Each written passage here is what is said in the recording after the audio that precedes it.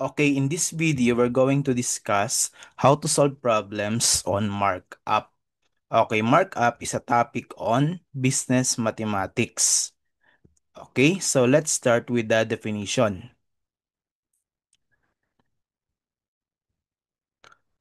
Okay, when we say markup, it refers to an increase in the price of a product. Okay, let's say we have a cost, the product, and when you add something to that, or add an amount to that, and we have that selling price, and that amount added to the cost is called the markup.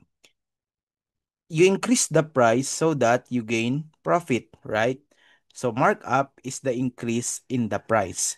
How do we compute markup? So generally, markup is equal to the new price minus the previous price. So ito lang yung ating general formula. Markup equals new price minus the previous price. Also, we have the what we call the markup percentage. By the way, markup percentage is the same as percent of increase when you talk about percent. So markup percentage is equal to new price minus the previous price divided by the previous price times 100%. But take note that new price minus previous price is the same as markup. So we can also compute markup percentage by dividing the markup to the previous price and multiply it to 100%. Meron tayong dalawang uri ng markup. Yung isa is the initial markup. It is the original markup on the cost to arrive at a selling price. So ito yung i-add mo dun sa cost to have your selling price. Then meron naman tayong tinatawag na additional markup. Ito yung increase in the selling price. So meron na tayong selling price, mag-a-add ka pa doon to have a new selling price. Yung in-add mo doon, ang tawag doon ay additional markup. Okay, nagkakaintindihan tayo doon sa part na yon, ha? So, ito yung mga formula pa natin gagamitin. So, the initial markup is just equal to the selling price minus the cost. And the initial markup percentage is equal to the selling price minus the cost divided by the cost times 100%. As you can see, these two formulas are the same with the general formula for the markup. What is difference now here is the selling price came from the new price, then cost is the previous price, something like that. Take note that initial markup percentage can be solved also by dividing the initial markup to the cost, then multiply it by 100% because yung initial markup is just equal to the selling price minus the cost. Additional markup percentage is just the additional markup divided by the previous selling price times 100%. How do we get the additional markup? This is just the new selling price minus the previous selling price or the old selling price. Ano? Okay. So let's have the first example. So Love Bikes Incorporated is selling a bike for 10,000 pesos, which costs 7,500 pesos. Compute the initial markup and the initial markup percentage. So, syempre, sa pagsusolve ng mga ganitong problem, initially, we're going to identify all the given information. So, ano ba yung mga given? The first one is the selling price. What is the selling price? 10,000 pesos. And the cost is 7,500 pesos. And we are asked to get the initial markup and the initial markup percentage. Okay, how are we going to do that? So, for our solution, we can easily compute the initial markup by simply subtracting the selling price and the cost. And what is the selling price? 10,000 pesos minus 7,500 pesos,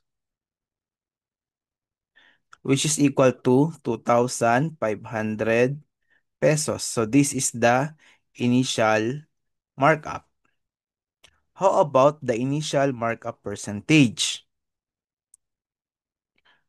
So our formula here is just equal to the what? Selling price minus the cost over the cost times 100%.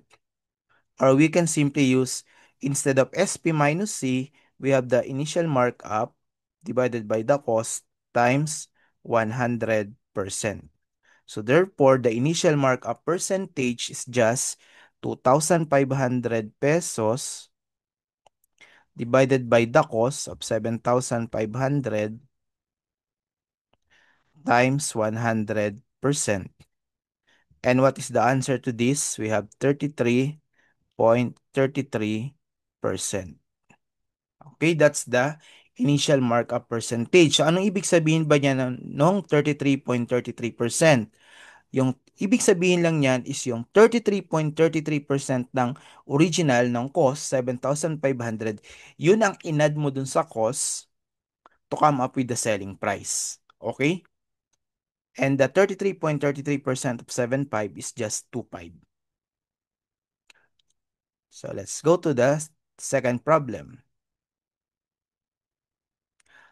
Dress Up Incorporated is a company famous for selling various shirts. The company spends 100 pesos in producing one t-shirt and applies a 40% markup percentage when selling it. Compute the selling price of one t-shirt and the initial markup. So, anong gagawin natin? We identify first the given. So, first is the spends 100 pesos. That's the cost. And we have the initial markup percentage of 40%. So we are asked to get the selling price and the initial markup. So let's solve. We can easily get the initial markup. Let's recall first, based on our previous example, the initial markup percentage is equal to the initial markup divided by the cost times 100%. Okay. When you multiply the cost here, this becomes C times initial markup percentage equals initial markup. We can just disregard the 100% because we are not asked to get the percentage. Instead, we are asked to get the initial markup. So this is the formula that we're going to use to get the initial markup. We just simply multiply the cost and the initial markup percentage. So initial markup is equal to the cost, 100 pesos, times the initial markup percentage, 40%, or we can use 0.40. So therefore, the initial markup is just equal to 40 pesos. Okay? Now, how about the initial markup? Or recall that the initial markup is just equal to the selling price minus the cost. And since we we are asked to get the selling price, sorry, asked to get the selling price. So from this formula, we can transpose C. So, transpose natin yung C or negative C sa kabilang side. Magiging initial markup plus C is equal to the selling price. So, therefore, the selling price is just the sum of the initial markup and the cost. So, 40 pesos plus the cost of 100 pesos Therefore, the selling price is equal to 140 pesos. Okay? So, ganun lang yung pag-solve ng problem na yan. We continue to the next problem.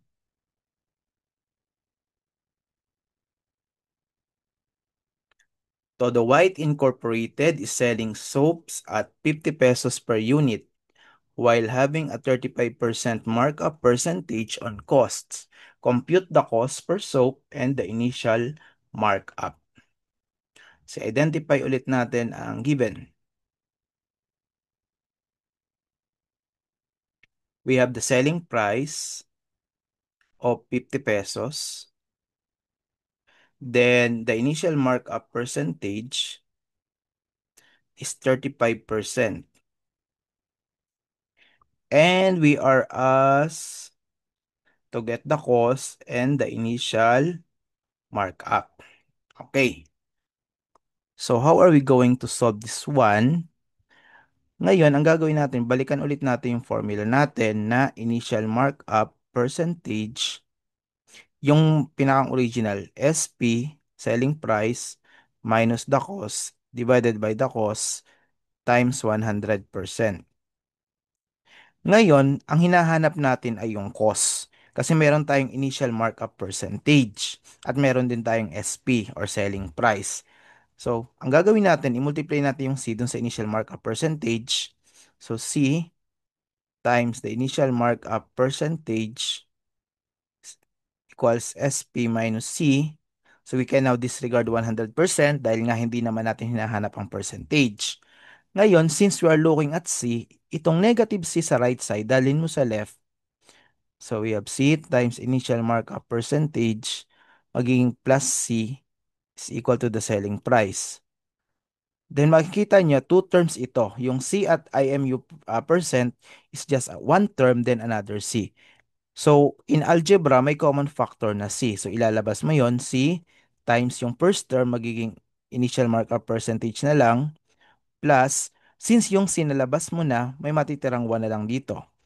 If you want to check, you can distribute C times the initial markup percentage, that is the first term, then C times 1 is C, the second term, equals SP. But since we're looking at C, we can divide by the initial markup percentage plus 1, both sides. So, makakancel to. So, matitira na lang is C is equal to SP divided by initial markup percentage plus 1. So, may formula na tayo to get the cost. So, substitute lang natin. Cost is equal to, what's the selling price?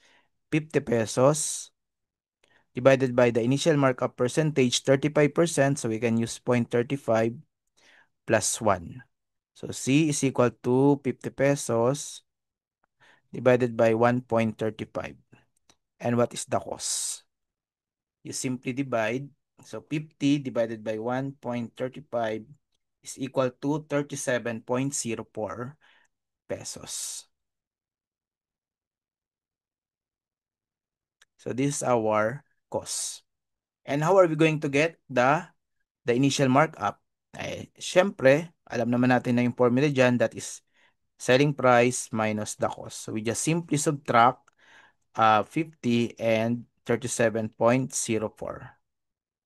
Therefore, the initial markup is just equal to 12.96 pesos. So, this is the answer for the initial markup.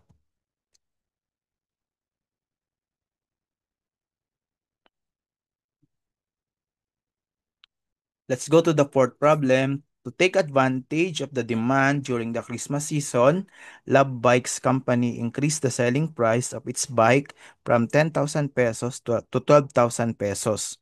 Compute for the additional markup and the additional markup percentage. So initially, we have to get or identify first all the given. So, as you can see, there is an increase in the selling price. So, kung may increase, meron tayong previous selling price at meron tayong new selling price, right? And what is the previous selling price? That is 10,000. And another one is 12,000 for the new selling price. And we are asked to get the additional markup and the additional markup percentage. Very easy lang yan. So, ano ba yung formula natin ng additional markup? It is just the difference of the new selling price and the previous selling price or the old selling price or the initial selling price. So, that's simply 12,000 minus 10,000. Therefore, we have 2,000 pesos. This is the additional markup, 2,000 pesos. And to get the additional markup percentage, we just divide additional markup over the previous selling price times 100%. And the additional markup is 2,000, so sorry, pesos divided by the previous 10,000 pesos times 100%. And by computing this, your additional markup percentage is equal to 20%. Okay? Sige, we go to the next. During the holidays, Dress Up Incorporated imposed an additional markup of 15% on a dress from its original selling price of 140 pesos. Compute for the new selling price of the dress and the additional markup. Identify natin yung given. So we have the impose an additional markup. So additional markup percentage of 15%. Then the original selling price, we can use previous selling price, or if you want old selling price, it depends on you. Doesn't matter. So 140 pesos. How are we going to compute for the new selling price and the additional markup? Saan lang gagawin natin? We go back to the formula that additional markup percentage is just equal to additional markup divided by previous selling price times 100%. So with this, we can compute the additional markup by multiplying the previous selling price and the additional markup percentage. So therefore, the additional markup is just equal to the previous selling price times the additional markup percentage. So previous selling price is 140 pesos times 0.15. And the answer here is 21 pesos. So this is the additional markup which is to be added to the previous selling price to get the new selling price. So therefore, the new selling price is equal to the previous selling price plus the additional markup. And what's the previous or the old selling price? 140 pesos plus 21 pesos. And the answer here is 161 pesos. This is the new selling price.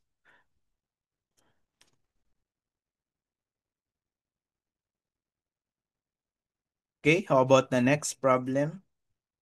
A long sleeve shirt is sold for 790 pesos. The initial markup percentage is 30%. Find the cost of the long sleeve shirt and the initial markup. Madali na to kasi may na-establish na tayong formula for the cost based on our previous problem. So we have the selling price of 790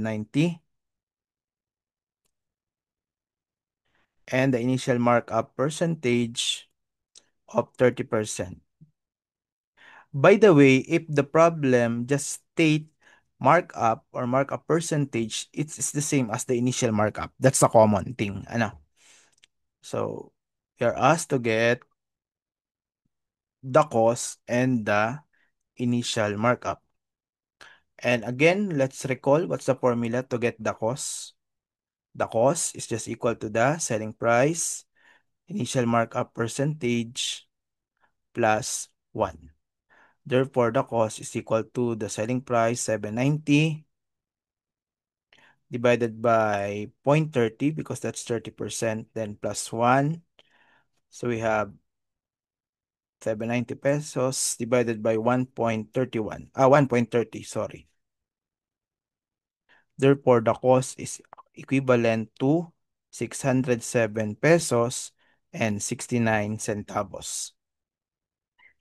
And to get the initial markup, it's just simply the selling price and the cost. So selling price is 790 minus 607.69. And the initial markup is just equal to 182 pesos and 31 centavos. Okay, we reach now the last problem. What would be the selling price of a dress that costs 199 pesos if you want an initial markup percentage of 80% based on cost? We can use the formula that we had in our problem number 6. So, given. So, cost is 199 pesos. And the initial markup percentage is just equal to 80%. And we are asked to get the selling price. So how are we going to solve this one? We know that the cost is equal to the selling price divided by the initial markup percentage plus 1. But since we are looking at the selling price, we can multiply this here to get the value of selling price as the cost times the initial markup percentage plus 1. By substitution, your cost is 199. Then the initial markup percentage is 0.80 plus 1. So SP is equal to 199 times 1.80, which is equivalent to 358 pesos and 20 centavos. So this is now the selling price. Okay, I hope with this video, you can now solve markup problems in your own.